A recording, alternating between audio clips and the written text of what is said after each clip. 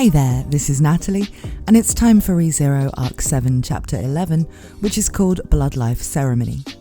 Before I get started, I'd just like to quickly plug the video I released yesterday, which is part 1 of the ReZero X4 prequel novel series.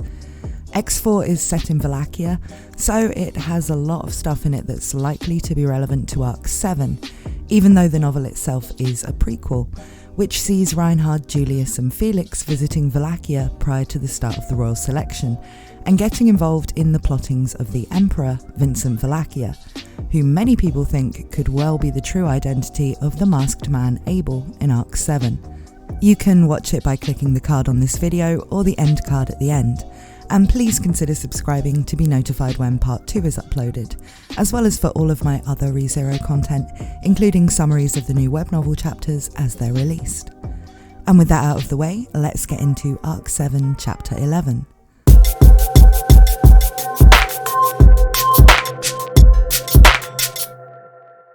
The chapter begins right where Arc 7 Chapter 10 left off, with the masked man, who calls himself Abel, just having mentioned the Blood Life Ceremony. Subaru asks what it is, and he gives a vague answer, saying that it's a practice that can't be ignored by the people of Sudrak, who value pride and commitment. They don't have long to talk, because the little girl has gone to fetch Mizelda, the chieftain, and Abel decides now to ask about the Imperial camp, rather than explaining more about the ritual. He asks Subaru how he was treated there, and Subaru says he was stabbed, and they also made him do chores, though the chores had been in a previous loop. Abel asks him more about the camp, and how many people were there and so on, trying to get him to remember from when he was working there. But as Subaru asks him what it is he's supposed to have seen there, the time for the conversation is over, as the little girl is bringing Mizelda and some other tribe members to their cage.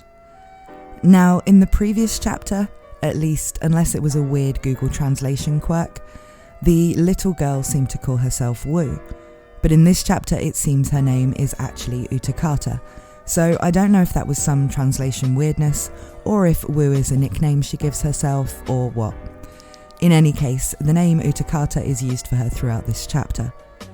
Mizelda asks how they can have heard of the Blood Life Ceremony, when it's a secret ritual only passed down by the Sudrak. Abel laughs at this and says that things like that do not stay secrets, because people will always talk and pass on legends. Subaru is feeling left out of the loop now, because he still has no idea what the ritual is, so he asks. He explains that Abel had asked him if he'd sacrifice everything for what he wants, and he'd said all he had to bet on was himself, and then goes on to say that he needs Mizelda to listen to him, and he also has something important to protect. Mizelda quietly says that if that's the case, then he is eligible to undergo the ritual. Another woman who has dyed blue hair protests, and it becomes clear that she's Mizelda's sister, and her name is Tarita. The longer Subaru looks at them, the easier it is to tell that they're sisters. Mizelda doesn't listen to her protests though, as she explains to Subaru that the Blood Life Ceremony is an adult ritual. Now this was making me think it was going to be some kind of weird blood orgy thing like in Berserk, but actually that's just Google Translate making a rite of passage into adulthood sound sketchy. The Blood Life ritual is how the people of Sudrak recognise people as their own, and Subaru understands that if he goes through it, they'll listen to him as an equal. It's agreed that Subaru and Abel will both do the ritual, and it seems like there are different ceremonies they choose from for this, and the one that's chosen for them is called Elgina, or Elgina. I have no idea how to pronounce that, so I'm going to go with Elgina in case I ever need to use it in a dirty limerick. They don't know what Elgina means, but they're told it's the most difficult ritual. After a bit of back and forth between Abel and Subaru, their prison is opened and they're taken to face Elgina. As they walk, they're not restrained, but it's dark in the forest and Subaru keeps stumbling. A woman with dyed yellow hair who's holding some meat on the bone, and who's described as being plumper and softer looking than most of the Sudrak, who are harder and more muscular, supports him. She says she was the one who treated Subaru's wounds, and she seems friendly, asking Subaru if he's hungry and wants some meat. Maybe Sasha from Attack on Titan got reincarnated into ReZero's world. Abel now gives Subaru some advice about how in the Empire it's always important to observe other people. He then asks Subaru if he's thinking about running away, given that now would be a good time. Subaru considers how difficult it would be when the Sudrak could easily take him in a fight in his current state, and tells Abel he wouldn't, because what would happen to Abel if he did?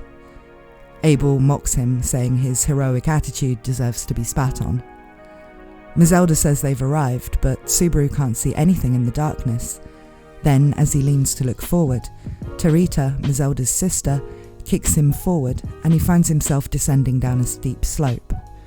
Abel follows behind him, and then they're both thrown their things. Abel has returned his sword and cloak, and Subaru gets his whip back, along with the knife he got from Abel, which had been stuck in his back.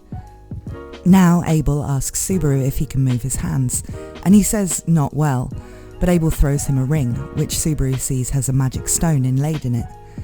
Abel tells him that if he kisses it, he can use it to shoot fire, but it has a limit. Subaru doesn't really get this, but he quickly realises what the trial is, as Abel readies his sword, and Subaru sees the green scales of a snake demon beast. From up at the top of the slope, the Sudrak call down to them that they must fight and bear the proof of a warrior, and that the hunting eyes of the Sudrak will be able to see them. So, Elgina is the name the tribe use for the serpent witch beasts, and this is what Abel and Subaru must defeat to pass the ceremony. As the snake prepares to strike Subaru, through force of habit he calls out for Beatrice, but this hesitation costs him valuable time, and Abel has to knock him out of the way. Abel covers him in his cloak and tells him to hold his breath, and Subaru realises this is how the vanishing skill that Abel had shown him when they first met worked.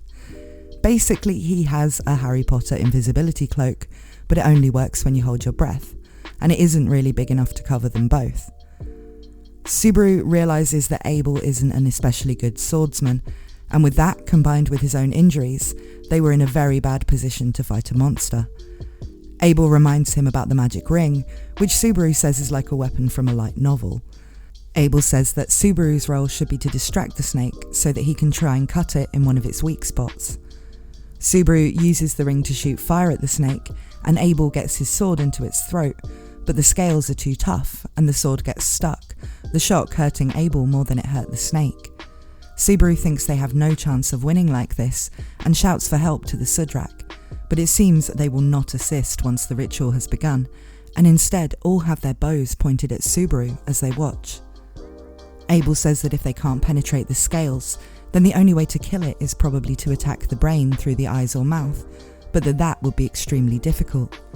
But Subaru knows the other weakness all demon beasts have, and that if they can break its horn, it will become docile. He tells Abel this, and Abel asks him how they're going to do it. Subaru says that as before, he will be the decoy, and the suspicious masked man will be the attacker. Abel says there is no suspicious masked man here, only a noble one. Subaru uses the ring again, but instead of blasting the snake, he starts a fire to distract it. It was established earlier in the chapter that this snake witch beast seems to have a pit organ, like certain types of viper, and it can detect heat. He uses his whip to swing up into the branches overhead, using his left hand, which has the broken fingers but the shoulder that works, and remembering that Clind had made him trained to be able to use the whip in both hands. The Sudrak at first think he's going up into the trees to escape and aim their bows at him, but he shouts that he's still fighting, and they realise it's true. He swings around the edge of the cliff where they drop down to fight the snake, and sets fire to the vines and bushes there. The last blast of fire sends rocks falling down, and the snake moves downwards to avoid them, but realises that the valley is on fire. It can no longer use heat detection as a means of finding Subaru and Abel. This means Abel's Harry Potter invisibility cloak is a lot more useful, and Abel manages to get into a position to try to cut off the snake's horn with his sword. However, the sword only cuts partway through, and Abel is pushed back by the snake, which is set to kill him next. Horrified, Subaru uses a desperate measure to get the snake's attention before it can kill Abel, who was badly hurt by his last attempt at attacking. Subaru begins to say he can return by death. As always, time freezes for a moment, and he hears Satella's voice saying, "I love you," and the pain of the hand gripping his heart. He's worried for a moment that time will never start again, but it does, and as the snake comes for him, Subaru punches its horn with the ring, and the magic stone cracks. The resulting explosion sends him falling down, his body hot and his consciousness fading. He's dying, he's sure of it, and he doesn't even notice the snake's lifeless head falling down after him. Abel rushes over and commands Subaru to speak, announcing that they've completed the blood-life ceremony, and now Subaru must state his wishes. Ms. Elder shouts that she sees him now, and he's their compatriot.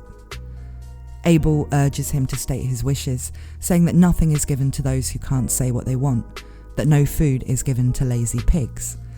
Subaru closes his eyes and sees the people he cares most about: Emilia, Beatrice, Otto, Garfield, Ram, and many other faces, and he's glad to see that Rem is among them. He manages to say that his wish is that they would help Rem. Abel responds that now he's said what he wants, he can leave Rem to him. As Subaru loses consciousness, he thinks that he can trust Abel's voice. And that's the end of the chapter. It does seem like Subaru's dying here, but I think it's more likely he'll just pass out and be healed by the Sudrak, who now see him as one of their own, because he's passed the trial. I don't think it would make a lot of sense for him to die here, unless Tappei is going for something where Subaru has seen both the way the Imperial Army do things, and then the way the Sudrak do things, and he'll go right back to the previous save point, and use that information to get them to work together somehow. But if the save point is moved to the last time he lost consciousness, and he's just going to wake up after being captured by the Sudrak again, it doesn't make a lot of sense, given he's achieved what he wanted to here, and gotten them onto his side and willing to help Rem. It would also be a shame to lose the development of his relationship with Abel too, given that if Abel is who a lot of people think he is, Vincent Valakia, the Emperor, then having a history of fighting together like this with Subaru may well be important again later on. Once again, if you don't know who Vincent Valakia is, or if you just want to see the story he appeared in once again, check out my new video on the ReZero X4 novel, which you can watch by clicking the link on the end card. That's all for now, but I'll be back later with a video about ReZero Season 2 Episode 19. Tappei is really keeping us on our toes at the moment with all of the new chapters coming out, and it's hard work to keep up with everything, so please show your support if you like these videos by subscribing to my channel and liking the videos. I really appreciate the encouragement. Thank you so much for watching, and I hope to see you again very soon.